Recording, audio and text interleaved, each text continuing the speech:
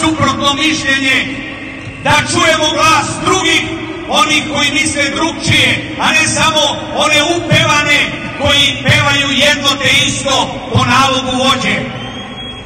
Sada imamo situaciju da se Bastilja razmnožila.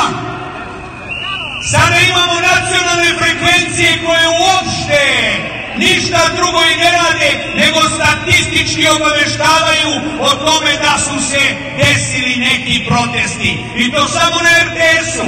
Ne govorim o onim televizijama koje su kablovske, nego govorim o onim televizijama koje su nacionalne, to znači naše. Pa gdje smo mi na tim televizijama? Ovdje je Narodni parlament. Ovo je Skupština. Svaka institucija, bez obzira da li je državna ili javna, društvena, mora da skrene pažnju na svoj narod. Ovaj nije narod zaludno izašao na ulice. On je nezadovoljan i ima pravo da kaže svoje mišljenje. Svaki nacionalni medij mora da to prenese, da se čuje šta se ovdje govori i zašto narod izlazi na ulicu.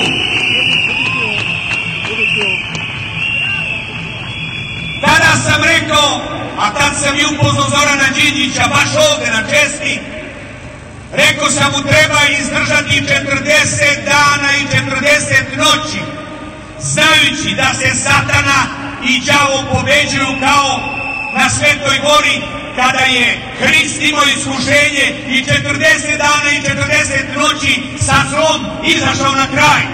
Tako sam mislio da ćemo rešiti priču komunizma, socijalizma i svih drugih oblika travestije u koje su vlastodržci upali. Nismo izdržali tih 40 dana, nego 10 puta manje i zato smo platili posle još 9-10 godina čekanja da bi se desio 5. oktobar. A danas hoće da kažu da je taj narodni put, taj prelaz iz apsolutističkog režima, iz obmana i laži, iz ideoloških zabluda, iz kriminala, pada države, izolacije, rata, da je taj 5. oktobar bio izdaja države. Ma nemoj! Taj 5. oktobar je bio ubrzanje istorije, kao što je ovaj čas ovde gde smo se mi okupili. Ubrzanje istorije! Naša dužnost je da se to desi! Bez ovoga nećemo biti ljudi! Boj se ovna, boj se govna! Kad će živeti? I još jednu stvar ću vam reći. Duško Kovačević je napisao komad Generalna proba samoubistva i njoj kaže ovako jednu rečenicu. Postavlja zagonetku. Zašto vuk ne pase travu? Zato što ima ovce koje to čine za njega. E pa mi smo te ovce koje su celoga života pasle travu za vukove, za krvoločne zveri u ljudskom krznu, koje su nam popile dušu, mozak, kosti, krv, ceo život. A to je 28 godina.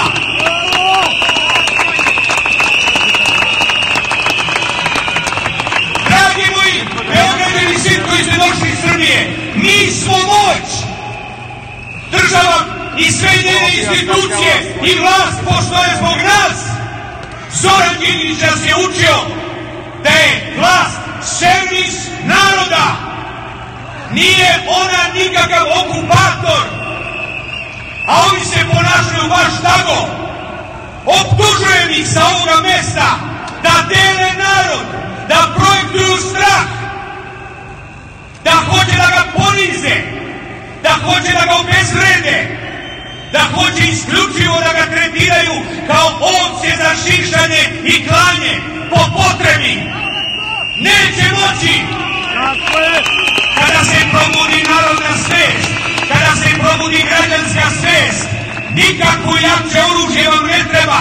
Ne postoji veći i jači zavet od ovoga da se ide u šetnju masovno, solidarno. Povučite sve, a budite solidarni sa onima koji vas ne razumeju, koji su vam protivnici, koji su uplašeni, koji su zastrašeni, koji su korumpirani. I oni su naši.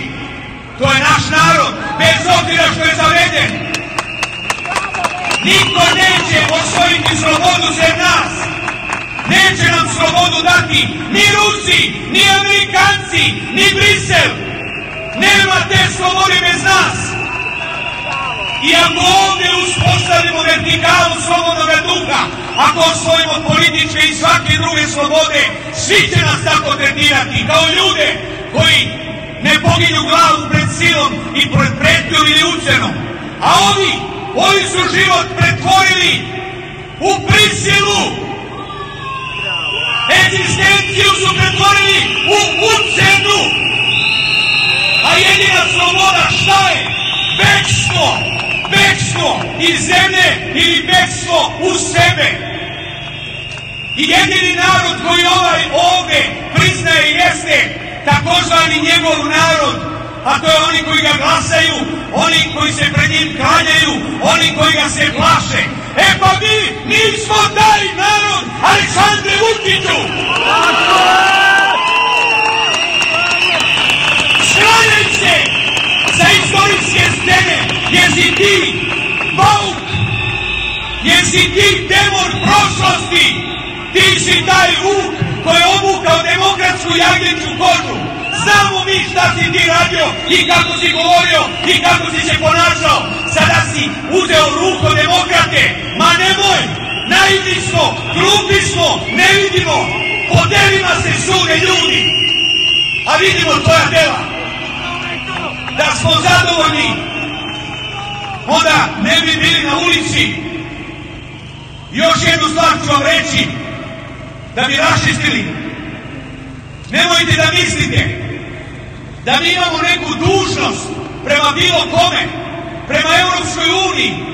Europska unija jeste naš cilj samo iz jednog jedinog razloga, što ima civilizacijska pravila građanskog i društvenog života koji nama trebaju.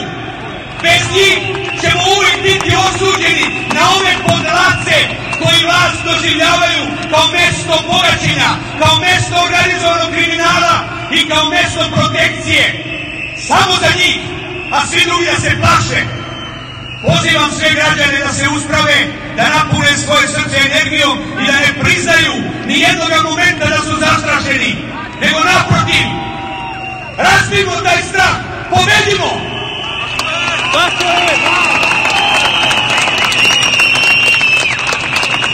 Reći ću vam još jednu stvar za kraj. Mi sada idemo da jednu Bastilju, kada budemo izabrani, to je naše pravo i bit će poštovano. Znači ne radi se o tome da su ovo protesti koji afirmišu bilo koju političku grupu ili partiju. Ne, afirmišu naše pravo da se niko više u politici ne sme ponašati ovako. I zato je ovo evolucija. Građani Srbije su posle 28 godina dočekali, a ta mladost koja je ovdje bila, još iz osnovne škole i srednje, sad su ljudi, sad imaju djecu. Neki od njih su u inostranstvu također živaju i prave svoje životne priče. Tamo gdje nema individualne slobode, nema ni društvene slobode. Ja vas pozivam da se saberemo, da budemo uporni, da budemo vredni. Nema svetijeg dana u svim životima bilo kad i u bilo kom godištu i bilo kog pola, a to je borba za slobodu. Pamtit ćete taj dan večno. Istrajte i nemojte da se delite ni po kojoj osnovi. Sada moramo da skinemo poklopac koji nam je zaustavio kontakt sa životom i tu moramo svi da se složimo. Nema razlika. Posle ćemo da vidimo ko je malo desno, ko je malo levo. Tad možemo da biramo. Sad nemamo izbor, sem da padne ovaj režim i ova vlast.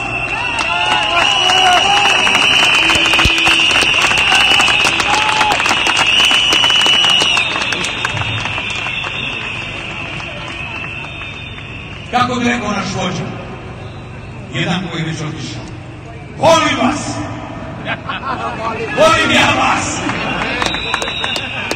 12. marta pravimo nešto što je mnogo starije i više od same politike.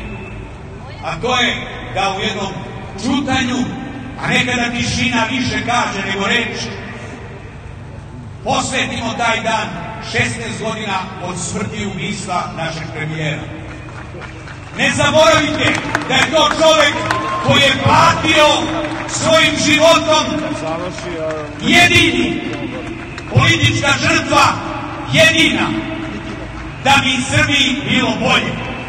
Sad je 16 godina od njegovog ubistva, ajmo sutra na ulicu da ga ispratimo i kažemo: Zorane, tvoje ideje su još uvek naše, živ si, borit ćemo se da napravimo državu dostojnu svih građana Srbije, državu u kojoj će Srbi bez obzira gde su i svi građani Srbije da se vole, poštuju i vrednuju kvalitet, znanje, uspeh i rad.